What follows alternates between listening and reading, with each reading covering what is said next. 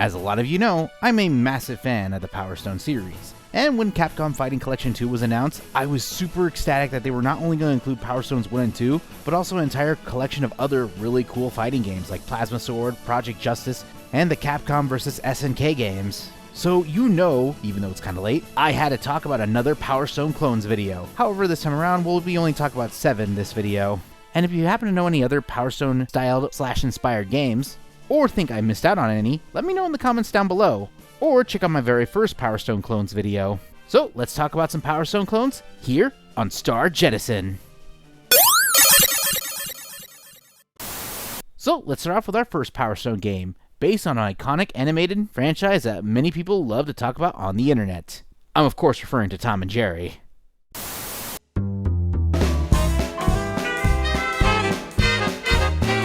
I know you guys probably wanted me to talk about Shrek SuperSlam, but I will after this segment. Mostly because I did talk about the sequel to the series, War of the Whiskers, so I guess it makes sense that I actually talk about the first installment of the Power Stone clones from the Tom and Jerry universe, Tom and Jerry in Fists of Fury. And while I'm at it, I actually did notice a lot of negative comments on my opinions on War of the Whiskers. So I probably should address some things I did actually miss on this game. One of which is that I played the inferior version of the game, the PlayStation 2 version. Which in all honesty, I should have actually gotten either the GameCube or the Xbox version, as the load times are actually better. And I do actually remember playing in the GameCube version in the past and actually dealing with the combat a lot better than on the PS2 one. Not to mention, those versions also have 4-player gameplay. Maybe unless you don't have the PlayStation multi-tap. But I could be wrong on that too. I should also mention that when I'm actually looking at these games, I'm not actually looking at the games how they're properly supposed to be played, in local co-op with friends. I'm looking at these games from a single player's perspective. If I looked at this through multiplayer, I would generally say a lot of these would be fun with friends, or moderately enjoyable for close acquaintances. And I can understand why people would be so defensive on that, because they probably play this with friends. Now that I've gotten that out of the way, what are my opinions on Tom and Jerry and Fists of Fury? Well, I'll generally say it does feel like War of the Whiskers sometimes, and that can be both a good and a bad thing. CPUs still of course go for all the items and start throwing them around you. I also hate the random item that appears that'll either give you a power boost, turn you invisible so you can't lock on enemies, or, just completely damages you and takes almost all your health away unless you tag the other opponent, where they'll immediately tag you back until it's a literal game of cat and mouse. And as you can probably tell from the footage, CPUs tend to defy the laws of gravity and the HP bars are a little messed up. But then again, I did get this from my local Emu on a Ladder's video game emporium, and quality control was never their specialty. Though one thing I will generally say negative about War of Whiskers compared to Fists of Fury is that Tom and Jerry are both the starting characters in both games, yet considering they added 4-player gameplay, War of the Whiskers should at least given you Spike and Nibbles as a multiplayer automatically. But that's more of a personal gripe. But hey, at least this time I managed to beat Challenge Mode in this version. Honestly, I'd still say War of Whiskers is better, graphic-wise, gameplay, and challenge. And of course, it has a bigger rosters and creative chaos with its stages. But just know if you want to try and unlock every character in Fists of Fury, you can actually go to the options menu and just change it into a best of 1 match, which does actually speed up the process getting through the game. Or, you could use cheat codes. It's definitely a pick your poison, but either way, I'm done with the multiplayer Tom and Jerry games. Okay, now let's talk about the Funny Ogre game. Okay, you're right. Master Fu, here comes the ultimate beatdown. I want my money back for those karate lessons! Oh, please. What could it be?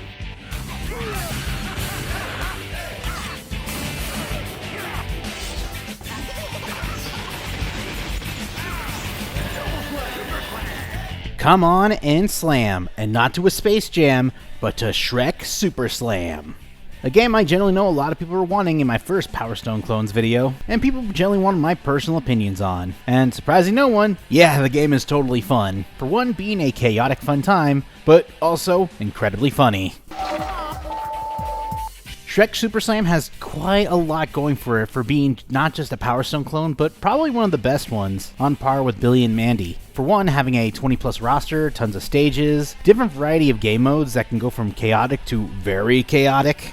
But there are generally some noteworthy differences, more specifically the super moves, or the Super Slams. Working similarly to PlayStation All-Star Battle Royale's Super Meters, when you beat up your opponents, you raise your slam power. Once when it's full, you can activate your slam move. But if you get hit or if you use it too many times, it will deactivate if you don't successfully hit someone. However, you get more points if you hit more of your opponents with a single slam. And also, thanks to the Shrek community, they unironically made this game one of the first competitive Power Stone clones. I don't know how seriously people take this tier list, but after playing Red Riding Hood for the first time, yeah, I can totally see why she's banned competitively. And ironically enough, the two main characters are sadly the worst characters in the game. Though you do get your fan favorites like Shrek, Donkey, two different variants of Fiona, Puss in Boots, and Gingy, there's also a lot of original characters, including Luna the Witch, Humpty Dumpty before Puss in Boots, and the reason why they'll never make a horror movie based on him, and that is not a joke, that is actually their name. And if you know, you know. But that's not even the weirdest thing of the game, as some specific copies of the game actually have a special cross-promotion with Tony's Pizza. The type of pizza I used to get back in elementary school that I used to fold like a taco and eat. Yes, I was that kid. Though this is my old save file that has almost everything except one specific sage, because you have to do a lot of achievements for it, replaying the game again still gives me a lot of enjoyment, and honestly, I'd love to play this with some friends sometime in the future. Shrek SuperSlam is definitely on my top tier of good Power Stone inspired titles, and yeah, you gotta try the game for yourself.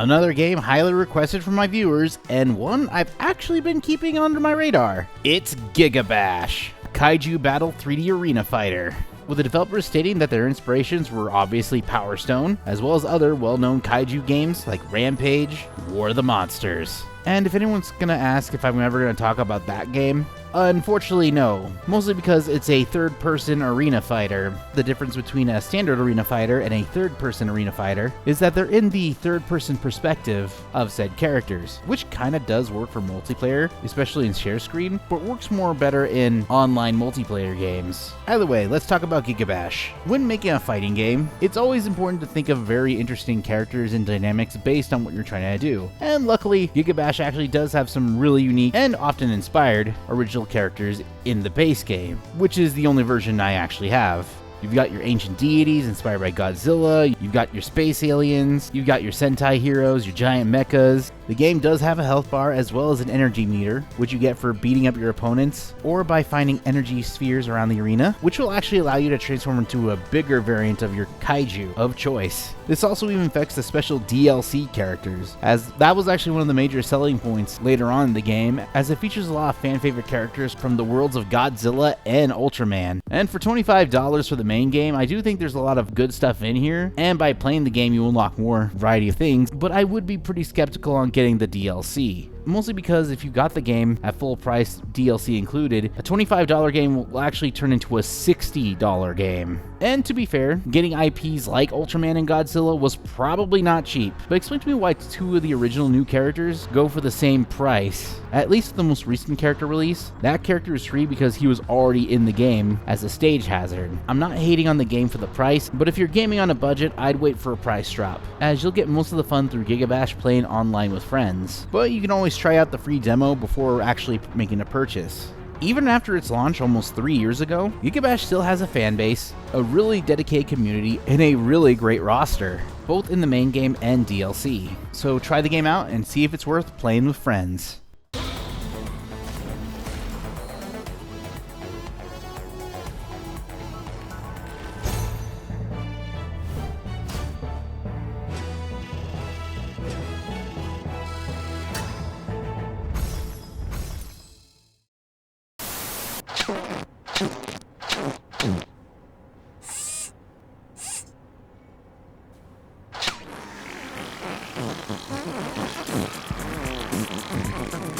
Bring it on, punk! Yeah! Gotcha!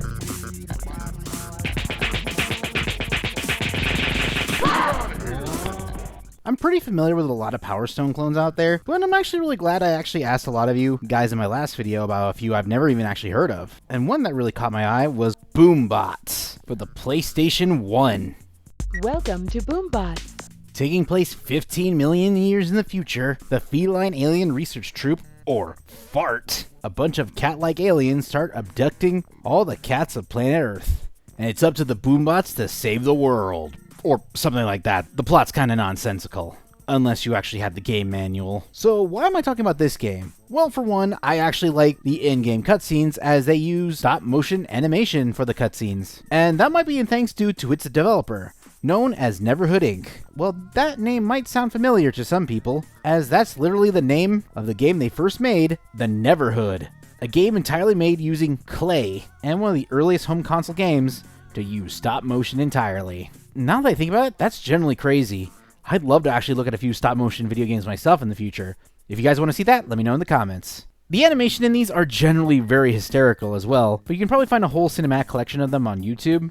And that might be for the better, as the game I have mixed feelings about. And that's mostly due to the matter of fact that you can actually beat this entire game using 2 buttons. Your heat-seeking missile, and your melee attack. However, both moves together actually make a very unique mechanic, where if you use your melee attack on those types of projectiles, you can actually shoot them back at your opponents, and vice versa, creating this very interesting game of hot potato, causing the missile to get faster and more powerful after every hit. And unfortunately, that's actually where my positives kinda end, as I really don't like a lot of the other things that were implemented in this game.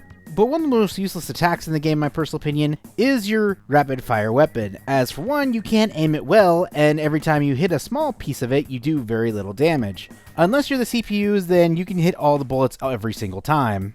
And this is just a personal opinion of mine when it comes to 3D arena fighters, but I really don't think projectiles should be a major weapon within the games. As collectible ones, I think are okay when it comes to chaotic parties like Power Stone, but if a character is completely dedicated to that type of fighting style, they're either very overpowered and practically banned from competitive, or they're borderline useless and are borderline unplayable.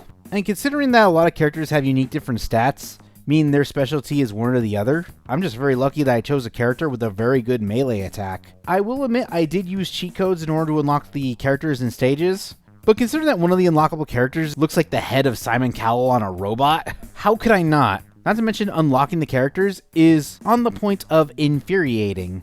How infuriating, you ask? You can't lose a single fight in the entire campaign mode. But the cheat codes only work for unlocking characters and stages, one of which is also Clayman from Netherhood and also his homeworld. But if you do choose a stage, please don't choose the very last one. That one is borderline unplayable, and you'll instantly lose if you fall off the stage. In some moments, Boombots was a very enjoyable time with its comedy and humor. It's a game I still think that's full of interest, but not one I'm putting in my collection anytime soon.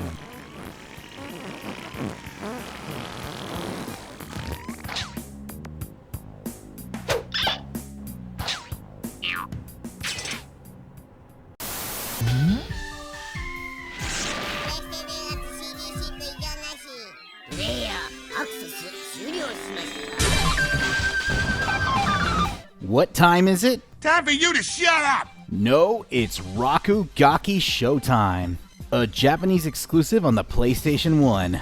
Now the word Rakugaki means either doodle or graffiti, meaning this game is called either Doodle Showtime or Graffiti Showtime. But the reason it's called Rakugaki Showtime is because all the characters are literally doodles. And no, there is no connection between this and Rakuga Kids, which was exclusive to the N64, as that game was made by Konami, while Showtime was published by Enix of Square Enix and was developed by one of the best at the time, Treasure. The reason I say they were one of the best is they make some of the best games out there. Gunstar Hero, Dynamite Headdy, Astro Boy on the Game Boy Advance, and even 2 N64 games I put on my best of list, Sin and Punishment and Mischief Makers. Also, to sell you on the game even more, Marina Lightyear is one of the secret characters you can unlock in the game. Now, unlike other Power Stone clones I talk about, Rakugaki Showtime actually plays extremely differently, as this is still a 3D arena game where 2 to 4 players go head to head. It's actually more of a 3D open arena dodgeball fighter, where you pick up and throw a dodgeball to do all your attacks. You can grab and throw your enemies as well as do a melee attack to knock the ball off your opponent's hands, but most of the damage you'll be doing was thanks to the dodgeball. Which technically might mean that Monsters Incorporated Scream Arena might be a Power Stone clone as well. And I'll probably add that in my next Power Stone clones video. Now, considering this is Japanese exclusive, unfortunately I'm a little rusty on my beginner Japanese, so I don't really know how the game properly works. But luckily they do show you what certain buttons do, so just wait on the title for a bit after a long animated cutscene to get a proper tutorial on how to play the game. Trust me when I say, Showtime is actually one of the best arena fighters I've played besides One Piece Grand Battle, Billy and Mandy, and of course classic Power Stone. You gotta try out Rakugaki Showtime for yourself.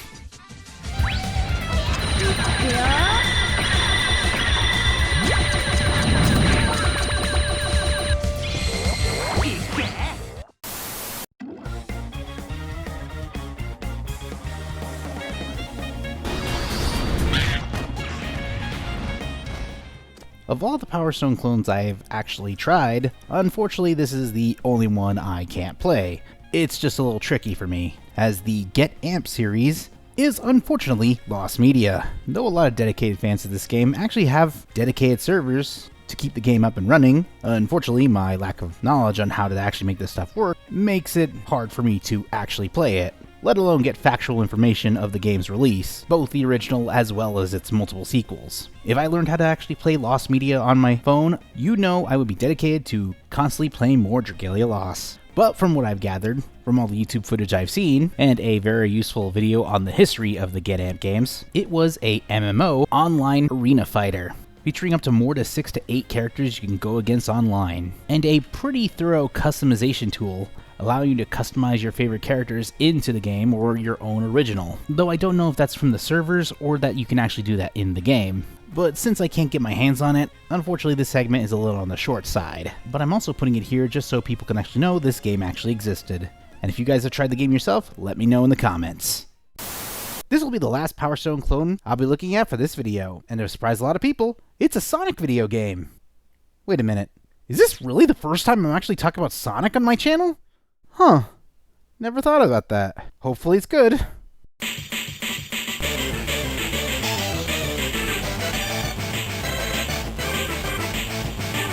Are you ready for a battle? More specifically, a Sonic battle on the Game Boy Advance. To the surprise of a few people, like myself included, Sega decided to make an arena fighter featuring a good collection of popular Sonic characters, at the time, as playable fighters. Which is ironic considering Power Stone was exclusively on the Sega Dreamcast. Now for a game called Sonic Battle, it makes sense this is a pure fighting game, where you can connect to 4 different friends who also have a copy of Sonic Battle on them, and go head to head in a 3D arena structure. It also featured a brand new character named Emerald, a name Sonic gave because they were after the Chaos Emeralds, so he just named him Emerald without the D. And to my knowledge as a whole as the character and the game in general, I only know Emerald through the Sonic X anime, and the video game sprites along with the ones from Sonic Advance were constantly used in Newground animation and fan games back in the day. But surprisingly, I actually really enjoyed the backstory of Emerald, and his backstory on being the literal blueprint that would eventually create Shadow the Hedgehog. However, there were also other story elements featuring his species, the Gizoids, in another Sonic game, but we don't really talk about it.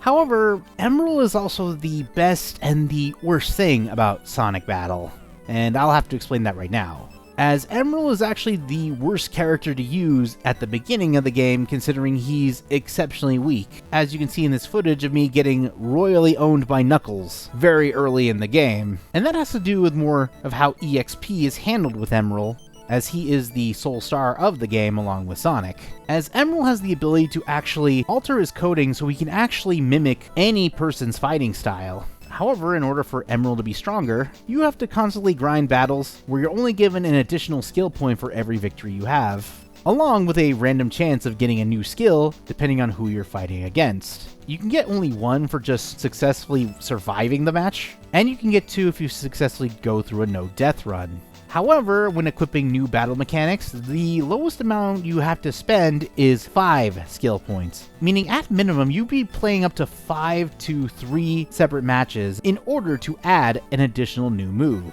And some of these can be worth 30 skill points. So I'll let you know here and now, don't bother with cosmetics unless they adjust Emerald stats.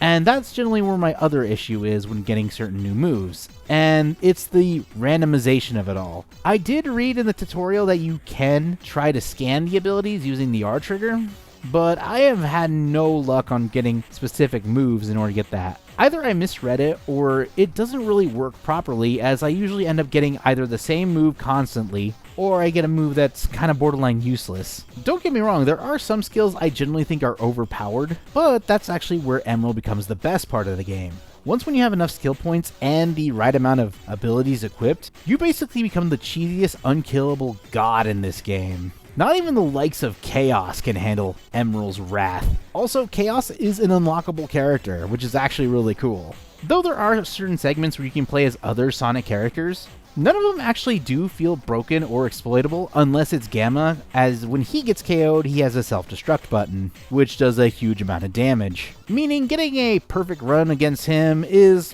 pretty tough. Another mechanic I also like about Sonic Battle is the special moves that you can customize. Before every battle or every time you respawn, you're given a choice between 3 different moves, and you can choose them to be either your ground special, your area special, or you can protect yourself from a specific special, making a rock, paper, scissors battle system. If you manage to block a specific attack, you can actually gain a special meter that raises the energy meter above your health bar, which you can charge along with your HP by holding the L button. That'll actually make a one-hit KO move on your special attack. But if that special move is negatable by that player, it'll actually raise their meter up to max, allowing them to get a one-hit KO with their special. Though not all moves are created equal, and some of these moves can be pretty OP. And of course, those moves can also be equipable to ML if obtained. But through it all, I can actually understand why people really want another Sonic Battle, or a spiritual successor. And that might be possible in the near future, for 2 different reasons. One, through the Nintendo Switch Online, as Game Boy Advance games are there, and I think adding Sonic Battle to the library would actually make a lot of sense in this day and age. Or, if you check out the game, Decline's Drop. Now, why would I recommend a 2D action platformer inspired by Smash Bros. Subspace Emissary? Well, simple. The developer of the game, in charge of Moulin Ox Bouet Studio, has actually posted on their social media a few times that they'd actually want to do a Sonic Battle-styled indie fighter, featuring characters like Shovel Knight and Hollow Knight, and I think that's a good idea. Also, if the developers of this company actually see this video, might I recommend characters from Windsweep, Crow Country, and Yellow Taxi Goes Room. Those are my favorite indie games, and I'd love to see them represented in a ridiculous fighting game style. You can literally make the Gamma fighting style work with the Yellow Taxi, but that's just my personal opinion. By the way, I enjoyed a lot of Sonic Battle, even with its most OP moments, and even with its bad chiptune music. But hey, at least it's not Sonic Chronicles soundtrack. I think Sonic Battle definitely has a lot for both single-player and multiplayer fans alike, and is definitely a must-look out for, especially if Sega plans to ever re-release the game, or if a spiritual successor is eventually made. Of the many Sonic games that have mixed quality, I'm happy to say Sonic Battle is a game that's actually good. And with that, it's time to wrap up another Power Stone Clones video. Now this is usually the part where I say which one are my favorites. I did enjoy quite a lot of them this time around, from Shrek, Sonic, Gigabash, and Rakugaki Showtime. But if you want my general opinion, you should try these games out for yourself and see whether or not they're for you. Because I know there's going to be generally a fan of one of these titles, and everyone has different opinions. And don't worry, I plan to do a Power Stone Clones 3 video sometime in the future, and I hope you look forward to it. But if you want to support the channel, obviously like and subscribe, and ring the bell for notifications, and also to check out also my other socials, such as my Twitch. We recently just hit affiliate, and we've got Dragalia Lost emojis if you follow, and coffee just to make a small donation. But as usual, just know that all my content is 100% free. And until then, this is AngelStar, signing out from Star Jettison. Can it, announcer guy, or I'll pound you into next week.